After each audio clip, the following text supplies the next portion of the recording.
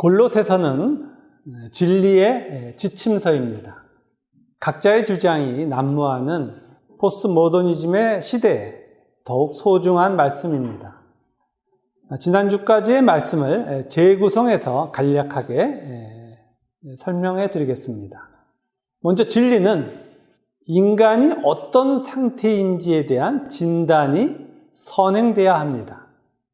성경은 인간이 전적 타락의 존재임을 명확하게 전해줍니다. 전적으로 부패하였음에도 완악하여 모든 인간이 하나님께 구원을 강구하지도 않습니다. 따라서 인간은 스스로 구원을 받을 확률이 없습니다. 이러한 상태에 우리도 있었습니다. 그러나 우리들에게 하나님의 일방적인 은혜가 주어졌고 우리는 구원을 받았습니다. 하나님은 우리를 구원하셨고 하나님 자녀 삼아 주셨습니다. 하나님 자녀가 되었다는 것은 명분에 그치는 것이 아니고 신분에 속한 것만이 아니고 본질이 대상입니다. 하나님은 우리를 하나님과 동일한 본질로 변화시키십니다.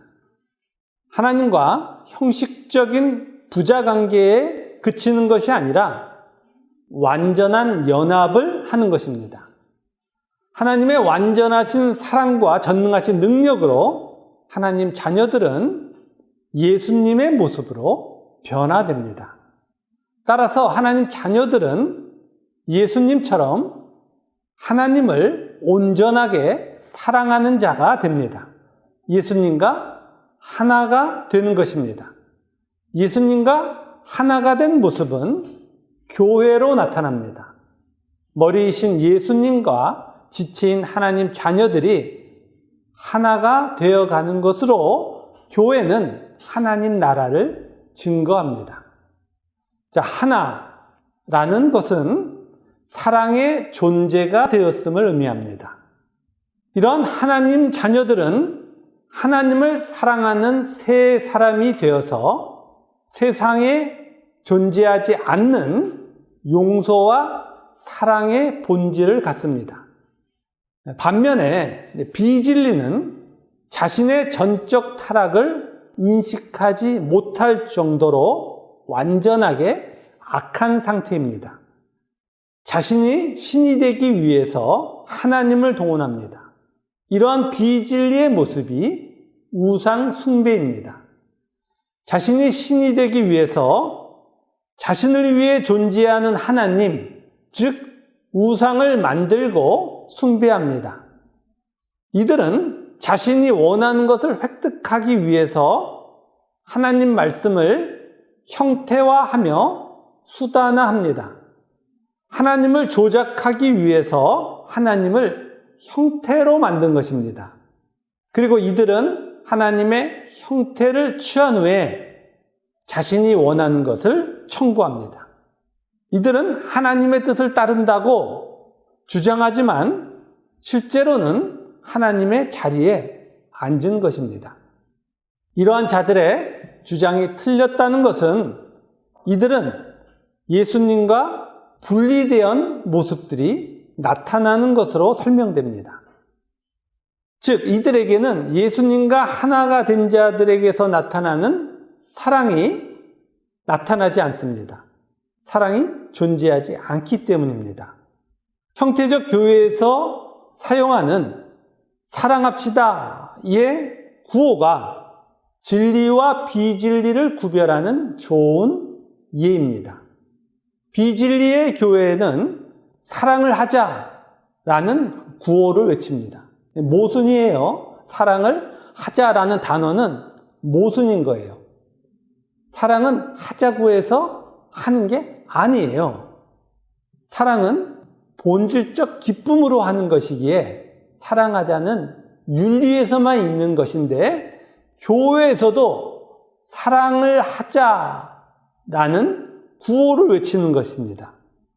사랑의 구호를 외치기에 마치 사랑을 향한 소망이 있어 보입니다. 그러나 진리에 속하는 사랑은 인간이 노력해서 만들어낼 수 없습니다. 오직 하나님의 은혜로 주어지는 거예요. 따라서 사랑이 있기를 소망하면 구호를 외치는 것이 아니라 하나님의 은혜를 구해야 하는 거예요. 교회는 구호를 외치는 것이 아닙니다. 예수 그리스도 안에 있는 생명에 속한 것들을 하나님께 구하는 곳이에요. 사랑을 하자는 구호는 생명에 속한 것을 스스로 만들어낼 수 있다는 헛된 주장이고, 동시에 사랑이 무엇인지 모르는 무지의 외침입니다. 사랑을 하자라는 구호를 외치는 곳에는 목사가 교인들에게, 옆에 사람에게 사랑합시다, 인사하세요 라고 시킵니다. 그렇게 해서라도 교회가 사랑이 있다고 주장하고 싶은 거예요. 없는 것을 있는 것처럼 치장하고 싶은 거예요. 사랑이 무엇인지 모르는 무지입니다. 비진리는 사랑이 예수 그리스도와 하나인 상태라는 것을 몰라요. 사랑이 세상에서 떠들고 있는 그 사랑인지 알아요. 성경은, 하나님은 예수 그리스도와 하나가 된 상태를 사랑이라고 정의해 주세요. 오직 교회의 몸이 된 하나님 자녀만이 머리이신 예수님과 하나인 상태를 경험하며 그 상태가 사랑임을 압니다. 그리고 사랑은 지체를 향한 용납으로 나타납니다. 지체가 그리스도와 하나가 되도록 자신을 내어주는 초월적 사건이 교회에 나타나는 거예요. 이렇게 그리스도와 하나가 된 사랑과 용서의 본질을 갖게 되면 진리와 비진리에 대한 명확한 구별을 하게 됩니다.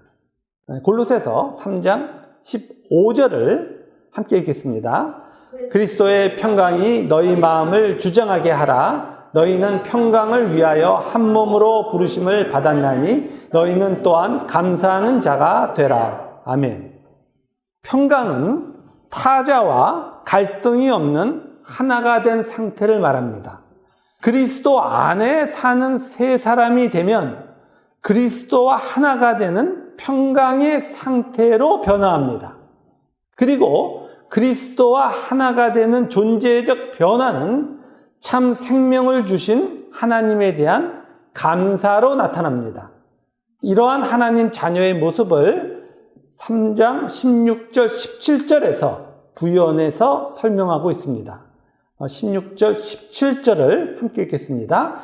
그리스도의 말씀이 너희 속에 풍성히 거하여 모든 지혜로 피차 가르치며 권면하고 시와 찬송과 신령한 노래를 부르며 감사하는 마음으로 하나님을 찬양하고 또 무엇을 하든지 말에나 일에나 다 주 예수의 이름으로 하고 그를 힘입어 하나님 아버지께 감사하라. 아멘. 하나님 자녀로 거듭나게 되면 그리스도의 말씀이 풍성하게 거하게 됩니다. 하나님의 성경을 통하여 하나님과 하나님 나라와 하나님 자녀에게 일어난 일들을 계시하여 주시고, 이러한 계시는 관념으로 그치는 것이 아니라 하나님 자녀의 실존이 됩니다. 16절의 피차는 하나님 자녀 하나하나를 전부 가리키기 위한 표현입니다. 그리스도의 말씀이 한 명의 예외도 없이 모든 하나님 자녀를 그리스도와 하나가 되도록 인도하심을 설명한 거예요.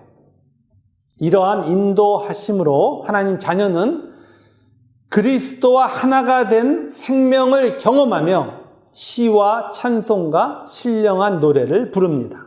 감사하는 마음으로 하나님을 찬양하는 거예요. 또한 17절과 같이 말에나 일에나 무엇을 하든지 주 예수의 이름으로 합니다. 주 예수의 이름으로 하는 것은 아픈 사람을 치료한다고 주 예수의 이름으로 명하노니 귀신아 물러날지어다 이렇게 소리치는 거 아닙니다. 그리스도와 하나가 된 자들이 그리스도와 동일한 내용을 삶으로 나타낼 때 그 모습을 주 예수의 이름으로 한다고 표현한 거예요. 너무나 많이 사람들이 주 예수의 이름을 끌고 들어와 귀신도 쫓아내고 뭐도 하고 하는 이상한 일들을 합니다. 그런 얘기를 성경이 하는 게 아니에요. 그리스도와 동일한 하나님 자녀의 모습을 성경은 주 예수의 이름이 나타난다고 표현하는 거예요.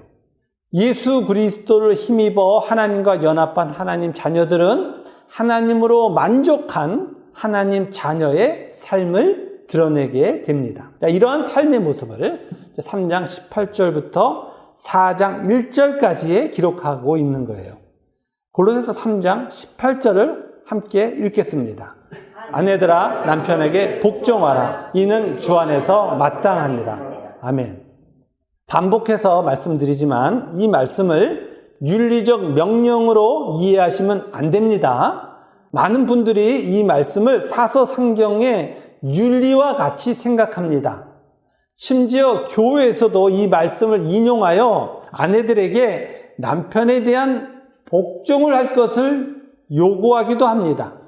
그러나 이 말씀은 그런 뜻이 아니에요.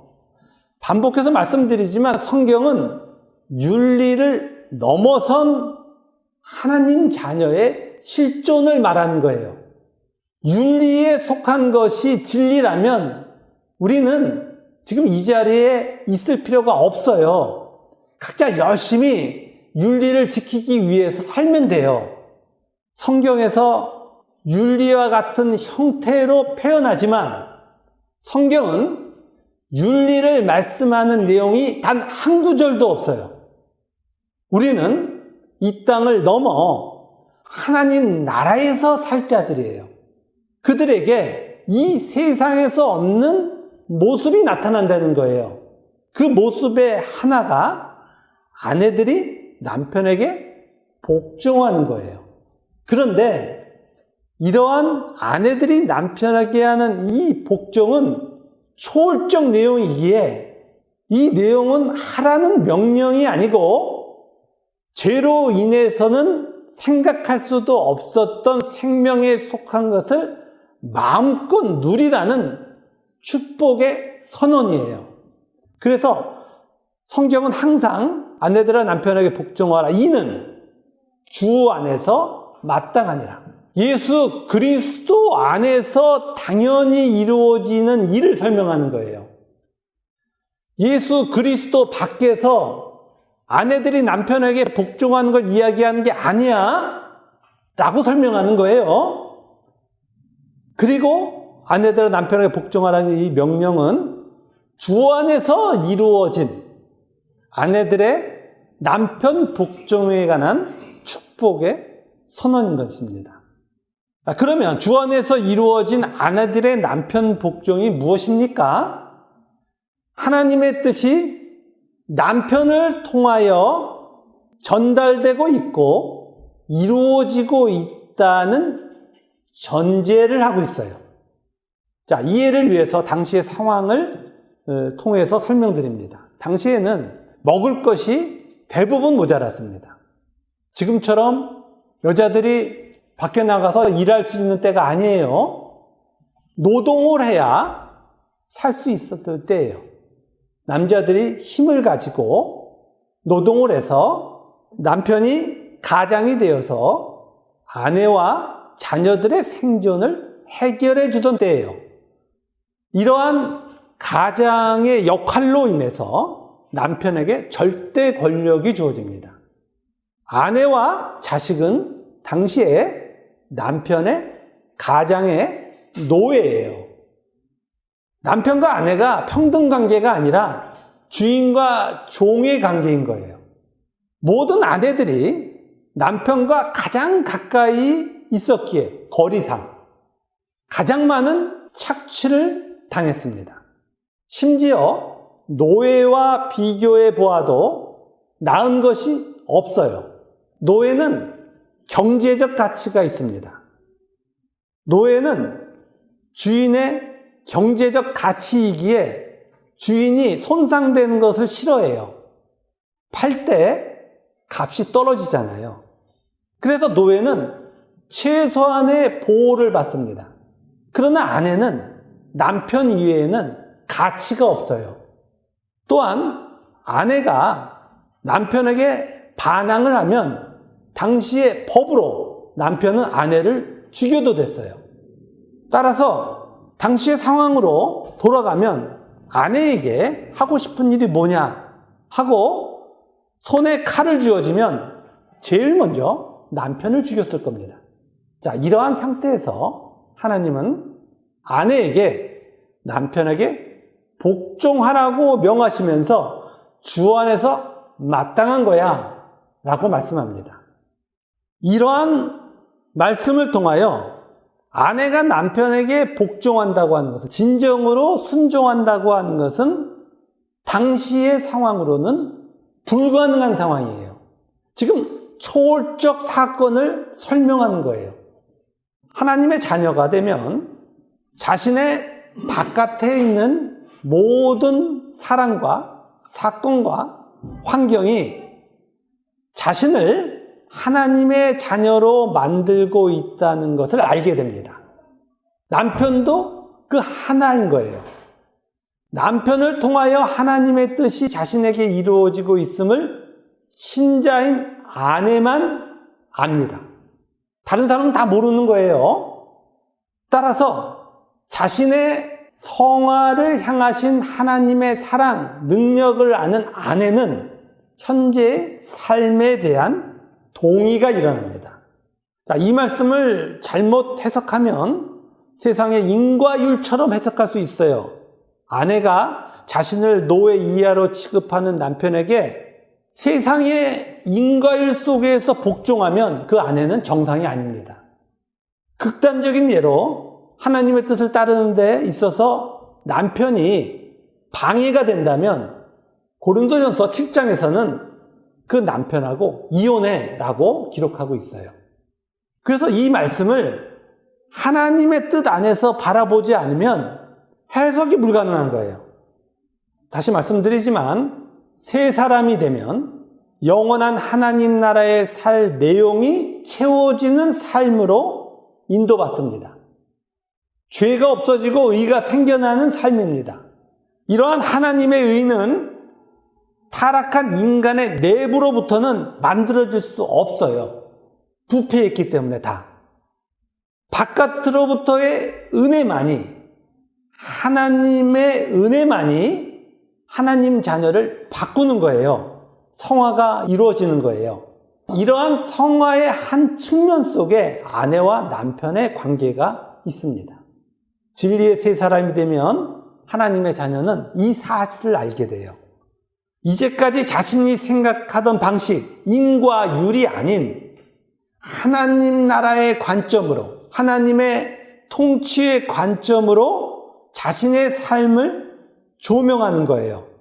이러한 관점으로 남편과의 관계를 새롭게 시작한 것을 성경은 주 안에서 마땅한 아내의 남편 복종이야 라고 설명하는 거예요.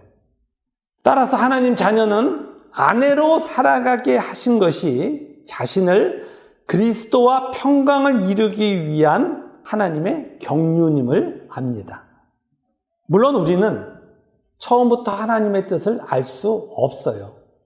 그러나 성화가 이루어지면서 하나님이 아내로서 살게 하신 것에 대한 동의가 생기는 것입니다. 하나님의 뜻이, 그리스도의 말씀이 하나님 자녀인 아내에게 이루어진 거예요. 자, 남편에게 복종하라고 하는 것은 문자적으로 받아들이면 안 됩니다. 남편이 학대를 해도 참으라 이런 얘기 아니에요. 남편이 학대하면 어떻게 해야 돼요? 참으면 안 돼요. 인격으로서의 자신을 지켜야 되는 거예요. 이러한 내용은 신자이냐 아니냐와 상관없이 당연한 얘기예요. 그러나 자연인과 구별되는 신자인 아내는 남편 간의 관계를 통하여 자신의 죄를 보기도 하고 의를 보기도 하는 거예요. 하나님의 경륜이 죄를 어떤 방식으로 없애시고 의를 만드시는지는 우리는 알 수 없어요. 그러나 영원한 하나님의 사랑을 아는 하나님 자녀는 하나님의 사랑 안에 자신의 현실이 있음을 아는 거예요. 그래서 아내로 살아가는 현실이 아무리 힘들어도 죽지 않고 사는 거예요. 학대하는 남편의 아내로 사는 것이 삶의 전부라면 살아야 할 아무런 이유가 없어요. 즉, 죽은 거예요. 그러나 이러한 현실 안에서도 자신에게 하나님의 의가 만들어지고 있음이 확인되면 우리는 하루를 살 소망이 있는 거예요. 하나님 자녀의 소망이 무엇입니까? 하나님을 사랑하는 하나님 자녀가 되는 거예요. 하나님을 온전히 사랑하는 자가 되면 세상에서 더 이상 살아야 할 이유가 없어지기에 모두 하나님 나라에 가는 거예요. 하나님 자녀가 세상을 사는 이유는 단 하나, 하나님을 사랑하는 자로의 변화입니다. 이 모습이 주 안에서 마땅한 아내의 남편에 대한 복종이라고 오늘 말씀하고 계세요. 자, 동일한 내용을 남편에게 적용해 보겠습니다. 3장 19절을 함께 읽겠습니다. 남편들아 아내를 사랑하며 괴롭게 하지 말라. 자, 당시에 남편은 아내에 대한 절대 권력을 가졌습니다. 또한 아내는 남편의 노동력을 생산하는 수단이었고 노동력 자체이기도 했습니다. 따라서 가장 유능한 남편은 아내를 얼마나 잘 괴롭히느냐예요. 아내에게서 얼마나 많은 노동력을 끄집어내느냐가 훌륭한 남편인 거예요. 당시에는 노동력을 많이 끄집어내야 많은 수확량을 갖고 올 수 있고 자식도 많이 날게 할 수 있고 해야 살아나기 때문에 그래요. 이러한 상황에서 남편인 하나님 자녀가 주 안에서 마땅한 남편의 아내 사랑을 합니다. 예수님이 교회를 사랑하여 당신의 전부를 주셨듯이 남편이 아내를 사랑하는 거예요. 인과 유래는 없는 남편의 모습입니다. 남편이 되어 아내에게 누구를 보여줘요? 예수님을 보여줘요. 예수님의 모습으로 아내인 교회를 대하는 거예요. 아내에게 어떤 원인이 있어서 사랑하는 것 아니고 하나님이 원인이 되어서 아내를 사랑하는 남편이 되는 거예요. 그리스도의 말씀이 하나님 자녀에게 임하여 그리스도와 하나가 되는 평강이 이루어지는 겁니다. 말씀은 하나님 자녀에게 하나님이 허락하신 상황을 보게 합니다. 하나님이 하나님 자녀에게 자기를 부인하게 하시고 예수님과 동일한 본질로 바꾸시는 것을 보는 거예요. 하나님 자녀는 예수님과 동일한 본질이 되는 과정을 사는 거예요. 예수님은 하늘의 영광을 버리시고 십자가의 죽음을 당하셨습니다. 예수님은 인간의 인과율로 해석할 수 없습니다. 하나님을 사랑하시어 하나님의 뜻을 이루신 거예요. 하나님 자녀가 된 우리들도 동일한 모습을 갖게 됩니다.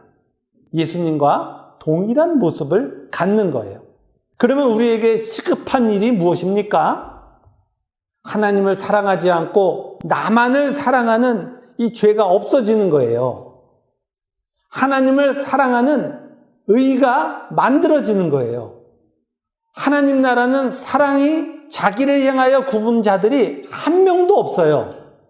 그런데 여전히 우리에게 죄가 남아있어서 자신을 향한 사랑을 하고 있는 거예요. 자신을 향한 사랑의 끔찍한 모습을 다시 설명드립니다. 자기를 사랑하면 자기 밖에 있는 것들은 전부 자기를 위해 존재해야 된다는 그 지옥에 갇히게 돼요. 남편이 종일 일하고 지쳐 있어도 아내는 남편이 종일 일하고 지친 거는 상관없어요. 당신 집에서 해야 할 의무가 A, B, C, D 이거니까 이거 해야 돼 라고 요구합니다. 남편과 자신이 누구를 위해 존재해야 돼요? 자기를 위해 존재해야 돼요. 반대로 아내의 의무를 다하느라고 지친 아내를 보고도 남편은 어떻게 하면 자신의 즐길 거리를 누릴 수 있을까를 찾습니다. 이렇게 인간은 자신을 향한 사랑으로 굽어 있기에 늘 자신의 입장에서 정당성을 찾습니다. 사람들은 자신을 위한 나라를 세우고 싶어서 모두 결혼해요. 그러면서도 사랑해서 결혼했다고 합니다. 주 밖에서는 그런 거짓말을 할 수 있어요. 그리고 다 그런 거짓말 속에서 그냥 살아요. 거기는 거짓뿐이 없는 데니까. 그리고 사람들은 그러한 것을 사랑이라고 그래요. 그러나 인간이 말하는 이 사랑은 타자를 향한 욕구를 말하는 거예요. 자신의 욕구를 해결하기 위해 적절한 대상이 나타나면 소유를 하고 싶은 마음이 타오릅니다. 그리고 그걸 사랑이라고 말해요. 그거 안 가지면 죽을 것 같은 거예요. 실제로 죽기도 해요. 자기를 신으로 만들고 싶은 욕구의 절정에 인간의 사랑이라는 것이 포장되어 있는 거예요. 그러나 사랑은 오직 선으로 그리스도와 하나가 된 겁니다. 예수님이 우리를 죄에서 구원하시기 위해서 죽으시고 살리신 것이 사랑이에요. 예수님의 어떠한 자기를 향하여 굽은 욕구를 위하여 우리를 구원하신 게 아니고 우리를 사랑하셔서 당신이 죽으시는 거예요. 이걸 사랑이라고 그래요. 이제 우리도 하나님의 자녀가 되어서 하나님의 뜻에 자신의 전부를 드리는 일이 일어나는 거예요. 그걸 하나님을 사랑한다고 하는 거예요. 하나님 자녀에게 있어서 세상의 모든 삶은 하나님의 프로포즈의 시간이에요. 우리에게 사랑을 온 우주를 동원하여 고백하시고 온 역사를 동원하여 고백하시며 우리는 하나님의 그 프로포즈에 하나님의 사랑에 조금씩 동의하는 과정을 사는 거예요. 따라서 하나님 자녀의 모든 상황은 하나도 예외 없이 하나님이 영원한 사랑으로 우리들을 인도하시기 위해 허락하신 겁니다. 이러한 하나님의 끝도 없는 사랑의 고백으로 하나님의 사랑을 한 하나님 자녀들은 하나님이 허락하신 상황에 복종합니다. 우리가 어떤 이유로 결혼을 했는지는 다 다를 수 있어도 하나님이 허락하셨기 때문에 현재가 있는 거예요. 우리는 지금 하나님이 이루시는 성화의 과정을 지나고 있습니다. 그래서 우리에게 아내인 하나님의 자녀가 남편에게 복종하는 일들이 나타나고 있고 남편인 하나님의 자녀가 아내를 사랑하는 일이 나타나고 있는 거예요. 주 안에서. 아내와 남편이 어떤 역할을 잘 감당해서가 아니라 하나님이 허락하신 남편과 아내를 통하여 바로 우리들의 의가 만들어지고 있는 거예요. 하나님 자녀의 의는 인과 의를 초월한 모습으로 나타나는 겁니다. 이런 초월적 모습은 상황에 따라 다양하게 나타납니다. 예수님의 몸이 된 하나님 자녀는 배우자를 자신의 이기의 도구로 보지 않게 되고 또한 하나님이 만드신 의를 나누는 모습이 나타납니다. 반면에 세상에 사는 모든 자연인은 배우자를 자신의 이기의 도구로 삼습니다. 겉으로 화목해 보일지라도 속의 모습은 서로를 이용하는 것에 불과한 거예요. 부부로 살았기에 죽어서 지옥에서 만나면 작은 정이라도 있어야 되는데 실제로 지옥에서 만나면 철천지 원수가 되어 영원히 상대를 죽이려고 할 것입니다. 이렇게 진리와 비진리의 존재는 삶의 자리에서도 완전하게 다른 모습으로 나타납니다. 가족이란 이름으로 만나 서로를 이용하며 죽는 비참한 존재에서 우리는 구원을 받았습니다. 이제는 그리스도의 몸이 되어 가족에게 그리스도의 사랑을 전하며 사는 축복 가운데 있는 거예요. 하나님이 이루시는 성화가 우리들에게 이루어지면 이루어질수록 우리의 구별됨은 확연하게 드러날 것입니다. 사서상경의 윤리를 아내와 남편에게 내밀면서 너 이거 해야 돼 의무를 강요하는 비참한 아내와 남편이 아니라 영원한 하나님 나라로 아내와 남편을 인도하는 진정한 삶을 살게 된 것입니다. 세상에서 경험할 수 없는 행복입니다. 우리는 예수님의 몸이 되었기에 의무로 하나님의 말씀을 경계시키는 비진리를 분별할 수 있게 되었습니다. 주 안에서 마땅한 아내와 남편이 되어 그리스도 안에 생명을 누리시는 우리 모두가 되기를 주님의 이름으로 축원합니다. 아멘.